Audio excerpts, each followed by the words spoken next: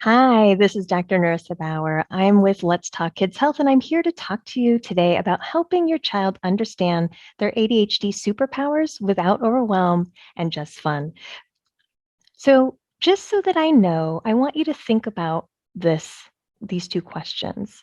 Now, as a family, you're probably here because your child has a diagnosis of ADHD, and I'm wondering if it was just really in the recent past, so within the last 6 months, or has it been over 6 months? And then I want you to think about what is your why for being here? Everybody has their own reasons, but I'd love to know and have you think about that. What is your why? So just so that we're all talking about the same thing and everybody has, the right facts about ADHD, I always like to start off with pointing out that ADHD is really common. It is the most common neurobehavioral disorder that any general pediatrician will encounter. In fact, there are 6.2 million children and teens who have ever been diagnosed with ADHD in the United States. This comes from the Centers of Disease Control as back in 2016. And, what we do know is that ADHD is usually not just ADHD. So there are lots of other issues and other concerns that parents have when I see them in my private practice and others evaluate children with concerns for ADHD. So actually, 5 in 10 children with ADHD actually have a co-occurring behavior or conduct problem as well, which causes a lot of stress. And then 3 in 10 children with ADHD also will have a diagnosis of anxiety. So, in other words, it's also ADHD plus, right? So it's not just simple ADHD. A lot of children now have what we call complex ADHD. And so that's what oftentimes brings them to see me as a specialist.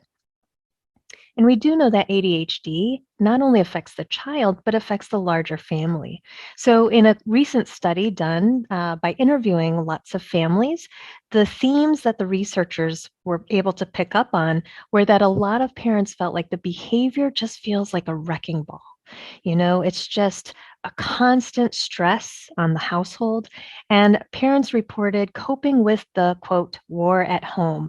So just that mental stress and strain, not just day to day, but also just seeing how the child's behavior affects sibling relationships, parent relationships, and then causes disagreements sometimes between caregivers and other providers who are helping the child, whether that be at the daycare or at the school, the tutor, whatever they're seeing, whether it be defiance, oppositionality, not being able to sit still, and just anger. So we're going to talk about all of that. So, but I'm wondering, is this you? Are you feeling overwhelmed with how to create a positive relationship with your child? Are you feeling worry or guilt over how you react to your child? Do you get stressed when the school emails or calls you? And are you worried about your child's self-esteem? Now, if you're feeling any of this, don't worry, you're in the right place.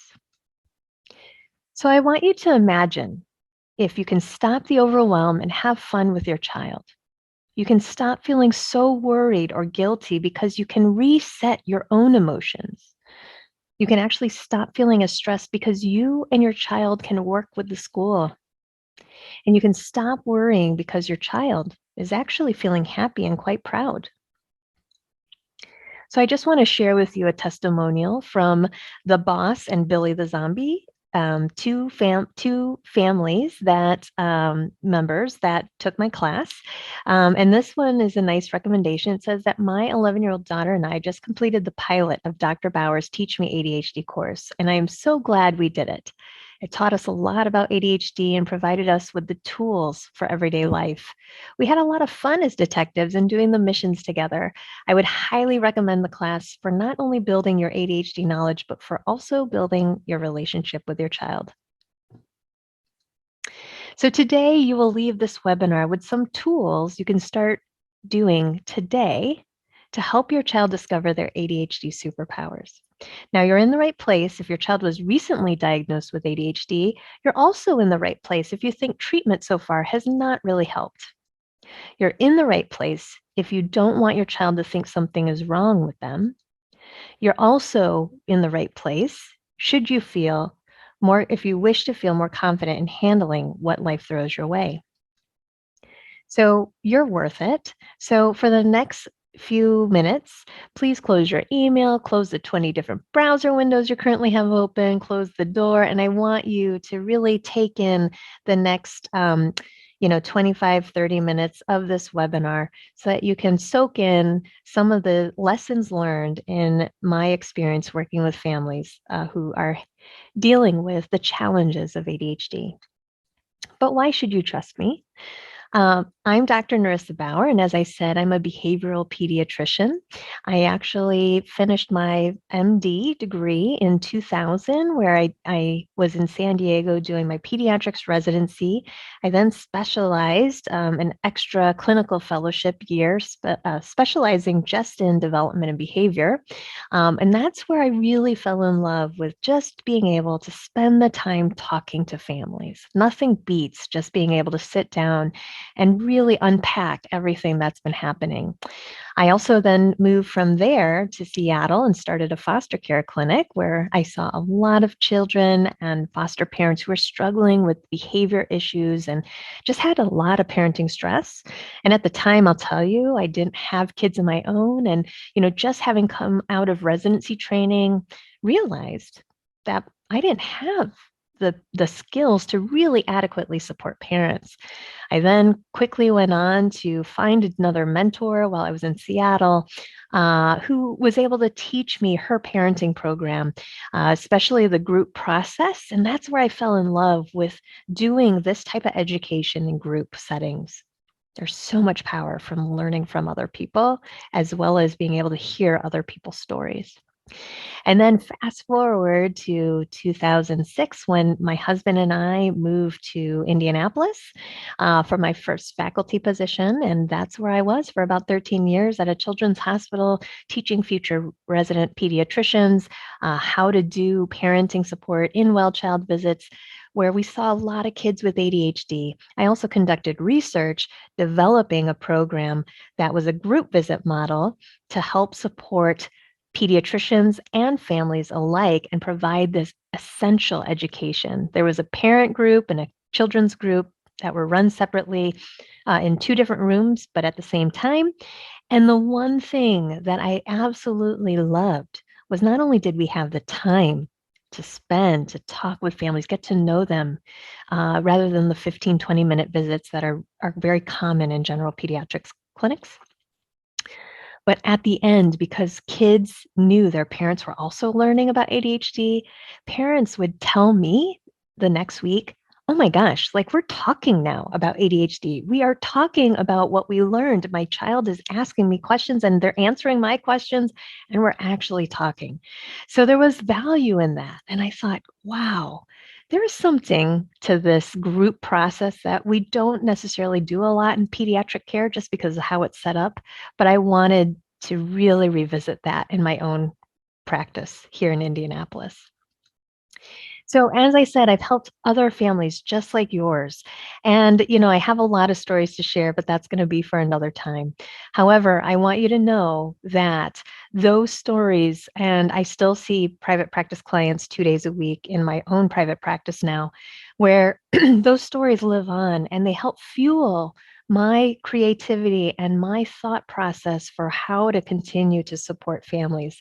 And I'm so excited to share with you what came out of that. So imagine if you and your child could share how you were feeling without yelling or tears. You and your child had a common language to understand each other and actually had tools to tackle each challenge as a team. You and your child had more good days than bad. So the one thing that I will tell you is that you need to onboard together. So I don't know how your experience was when your child first got their diagnosis of ADHD. Sometimes it's just a quick, follow-up visit to the pediatrician, or you might have undergone a whole day of testing and met with the psychologist. But oftentimes, a lot of the teaching is done separately, and it's done with first the parent and then the child goes to behavioral therapy. But the thing is that I've learned is that when parents and kids do this education process together, it goes much more smoothly. And yes, you and your child can take a class together on Zoom and have fun. Now, I know after the past years with the pandemic that people got really good at doing Zoom and now might be burnt out. But I'm here to tell you, I make it on Zoom for a couple reasons. One is it's accessible, right?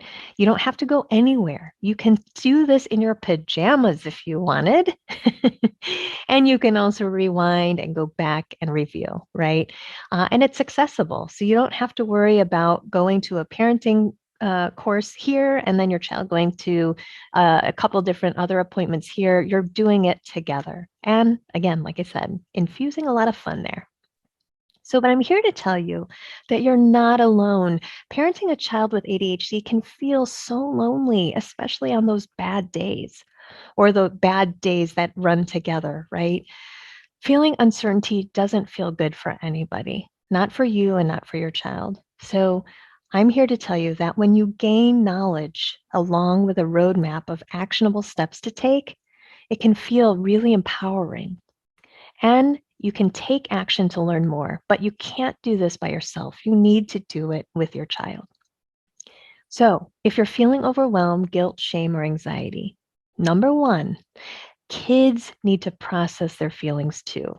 You can be their emotion coach. Now, this is one of the cardinal things and first skills that we teach in any parenting course is really to label emotions. Now, emotions are what make us human.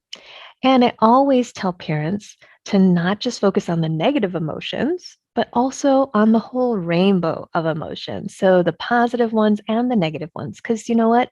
You can't have one without the other. And we have to be okay with feeling those emotions too. The thing is that when we can talk with our children freely about those emotions without judgment and without shame, we can help navigate them through those really tough and challenging times. The key is, though, is to be regulating our own feelings and stress in the moment, which I know is hard because I've been there. But it's really important to be able to have that common language, and it starts with those emotions, okay? So, one of the things, tip one, is to become and think about yourself as an emotion coach. So, how do you do that? Well, I love to teach this skill in my clinic as well as in group parenting courses, is really to be a sports announcer. Now, what does that mean?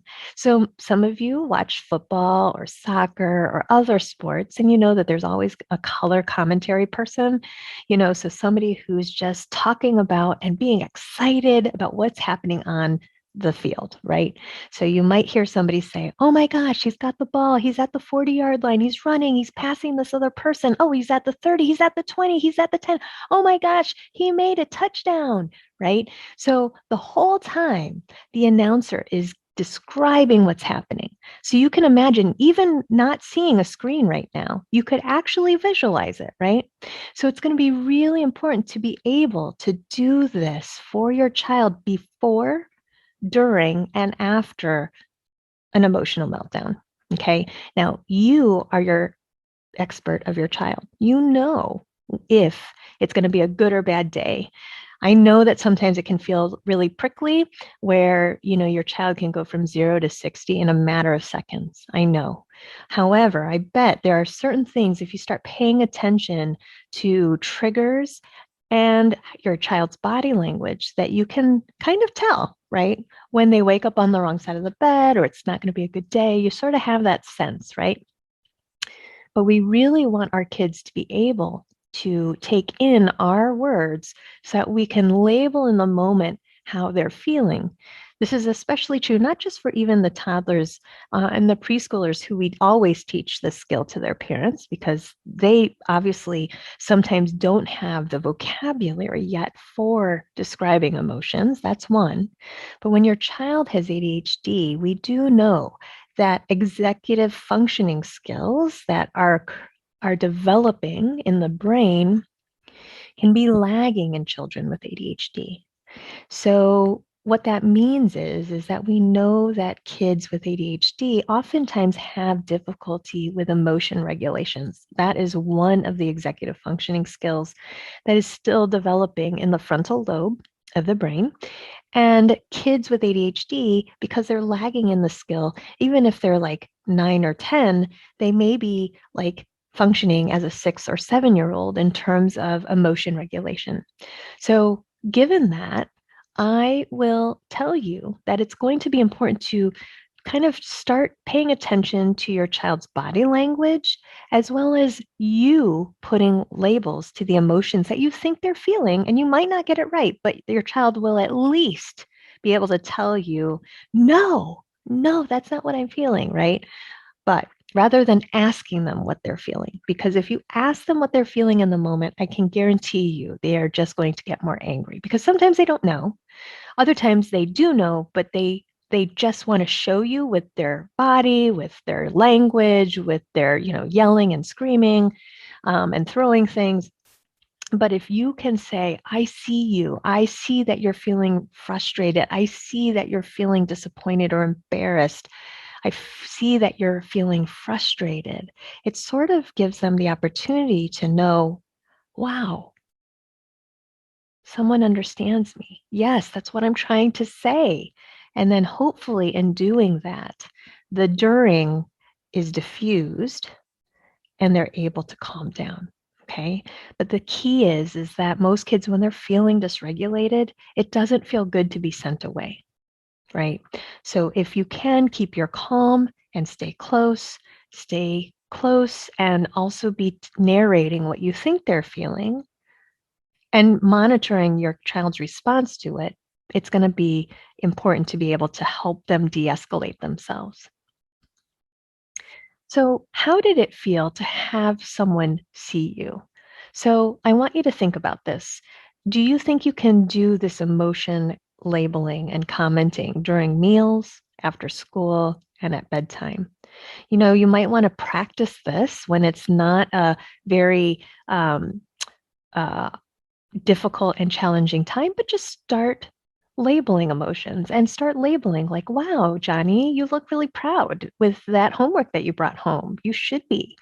Or, at bedtime, review their wins of the day and talk about how that feels. So you want to start normalizing just talking about emotions, both the positive and negative, so that way you, again, connect with your child. And that's really the critical thing here, communication and connection. So, tip number 2 is invite kids to ask questions. So, kids thrive when they can understand what is going on. So, find out if your child wants more information, right? Because sometimes if they don't understand what's going on, it can be really scary and frustrating because, kids thrive on structure, routine, and knowing what to expect. So, think about that. And I want you to sort of put on that hat instead. So, how did you feel when you talked to the doctor and heard about ADHD for the first time? Right? So, think about that in your mind, how that went for you and your child. And I do want you to think about whether or not your child was directly asked how they felt after they got the diagnosis, or if the person who gave the diagnosis talked to them directly and explained what ADHD was. So, sometimes when kids hear about the label of ADHD, or gosh, I think your child has ADHD, it's common for kids to think, oh my gosh, that's so bad, you know, or they might have other things like, what did I do to cause this? Am I stupid? Right? Or they might have lots of different thoughts in their heads about what ADHD is. They might have heard about it from somebody, they might know somebody, and then immediately they think about that thing. And chances are, because children with ADHD have a hard time making good choices sometimes because of that impulse control, they might have already been hearing a lot of negative statements about their behavior and then just feeling much more bad about it when they get the actual label. So you'll want to make sure to ask children what they are thinking in the moment so they can give you a window into where they are in their thought process. And again, that's a really important thing when it comes to communication and connection with your child. So when something happens at home in school, I encourage you to, start using a rating scale with them, 1 being really bad, 5 being okay, 10 being great, right? So you can say like, how was your first day of school today? How are you feeling? And ask them to rate it. And then you can say, well, why did you pick a 7 instead of a 3? Right. So that way they can start to kind of give you some rationale for how they're thinking about emotions. And we will send you a copy of this handout so that you can start using it with your child when you try out this skill. So use it for everything. And you can even do it at dinner time around the table. When my kids were younger, we would do a thumbs up, thumbs down, similar thing where we'd ask the kids to report one thing that was a thumbs up, one thing that was a thumbs down that happened so we could talk about it, and then just rate their overall day. Right. So this is a really important thing to be able to just start talking about it again, and it can bring up emotions and is another way to start sneaking in that emotion talk. Tip number 3 is help your child get curious about how their brain works. So in my classes, I talk about let's be detectives and take some field notes today and see what we learn. Okay. Because as detectives, what we do is we're actually putting ourselves in a problem solving mode, right? We're not necessarily assigning blame. We're just looking at the facts. We don't jump to conclusions, but instead opening that conversation with the child about, okay, well, let's think through this, again, staying calm, but inviting them and showing them that you're interested in helping them figure out the root cause of what they're feeling or why they're struggling or their concern is really, again, connection and communication. So, what's the evidence? So, good detectives, like I said, never jump to conclusions. We check and recheck facts. We ask a lot of questions. Sometimes we don't know the answers, but then we come up with a plan on how to find the answer, right? So, I'm going to introduce to you a problem solving framework, which we talk about in parenting courses. It's 5 easy steps. The first is to always invite your child to explain their point of view. So, while they're talking, nobody else talks, but you just want to coach them into being able to just share. And again, reminding them they're never in trouble. It's always okay to just at least tell the truth about what's happening, and then that you're there to help them. So once you get your child to explain their point of view, you share your point of view. And again, stick to facts, no judgment, no shame, and all of that, and keep your calm. And then together, ask your child, okay, so this is the problem. This is how you see it. And then this is why it's a problem from my point of view. So, what do you think we can do to solve this problem? What can we do instead? And then always have your child lead with possible solutions. Okay. They might sit there, especially the younger ones, and are like, I don't know. Or they might say, I'm going to hit him. Okay. But step 3, it's really important to, again, just write down all of the solutions that your child is throwing out, even though if they're kind of feeling kind of still upset and telling you the not right solution, just be like, okay, that's one way of handling it, but let's write that one down. Can you think of anything else that we could possibly do, right? Again, don't let their answers phase you. You just want them to go through the motions and the process of learning how to problem solve, right? So once your child, gives out 1 or 2 solutions and maybe can't think of any more, that's when you can then throw in your suggestions. Well, what do you think about this way? Okay. So let's write that one down as well. And then that way you can also get input and you can show them that collaboratively your possible solution is also valid. And then once you review that list and you're like, okay, I think that's a good list, right? Let's go through all of them.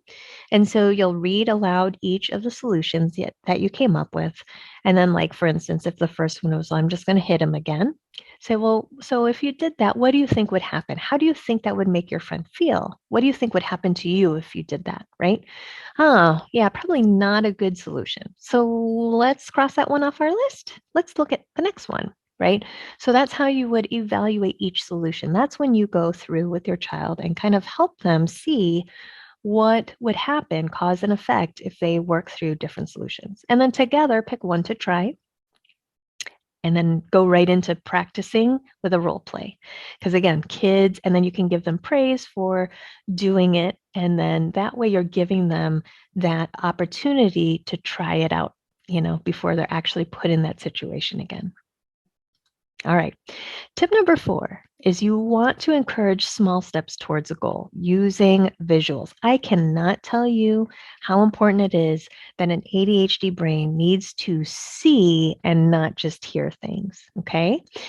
So, visual checklists and timers. These are some examples of things that I talk about with families with kids with ADHD, making sure that we promote growing independence for things like monitoring our mood, our physical activity, and taking our medicine, and giving them a way to start using some of these things so that way you can monitor how they're doing, but then giving them that sense of pride in learning a new skill, right? And then visual timers, as you see here on the screen, I love these things. I have several of them.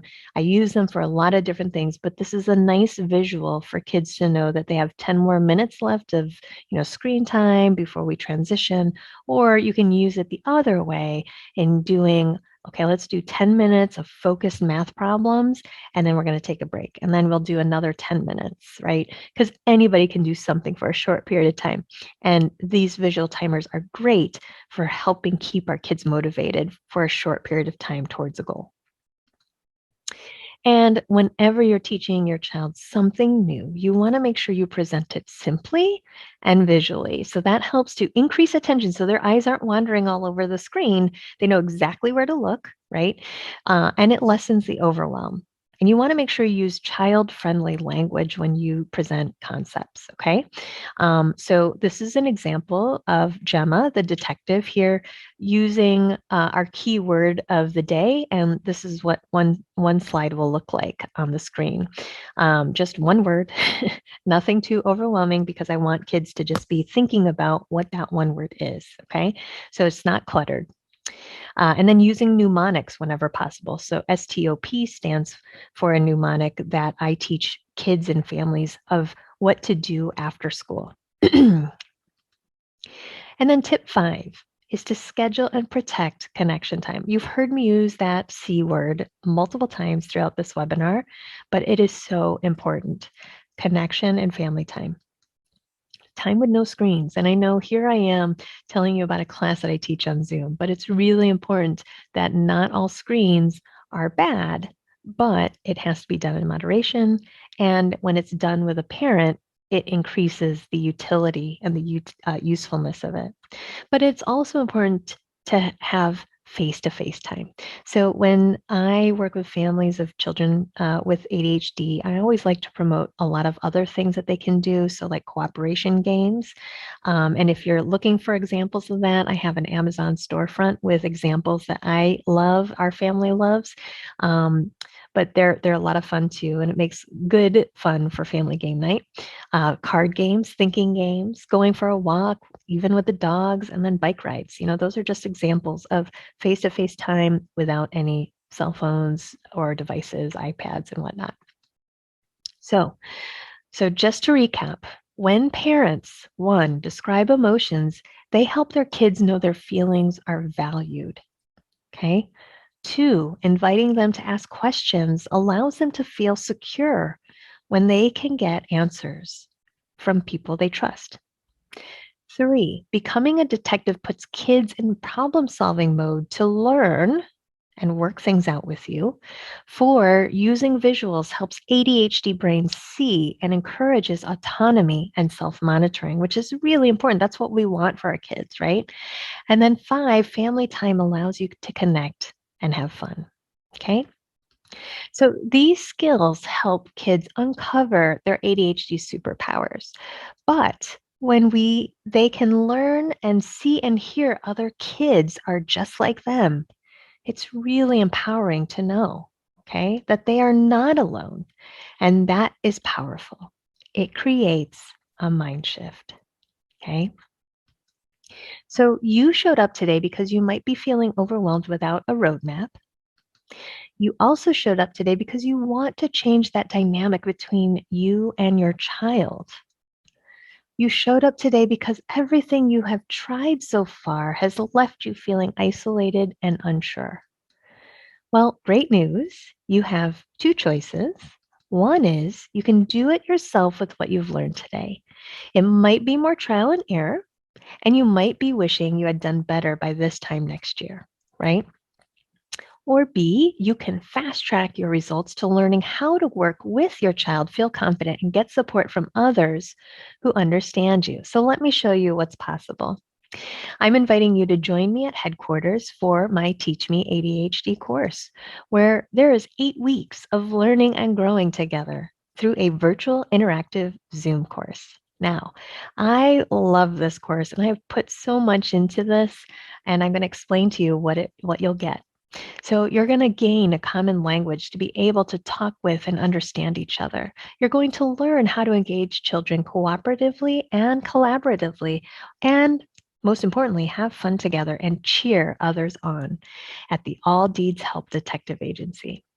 So when you sign up, your child and you will get a supply box, and you will get this map of all of the meetings and the different missions that we're going to be doing each week. And so these are an example of the topics. So we're going to learn about what is ADHD, healthy habits, sleeping and eating, emotion without commotion, school planning and moving, goals, communication strategies. We're going to talk about ADHD medicines as part of a care plan, and then gratitude, ways of boosting self, feeling positive. And then at the end, you'll be able to finally create an ADHD care plan and show off all the knowledge and skills that you've learned in the class and go back to your child's pediatrician or family physician and share with them. And not only you, but your child. So they will have learned how to talk about ADHD without any shame or self doubt, and actually start using their voice to share in a more proactive way with their doctor how they're feeling, what they need, and being able to set them up to have those skills early on because it's going to serve them through life.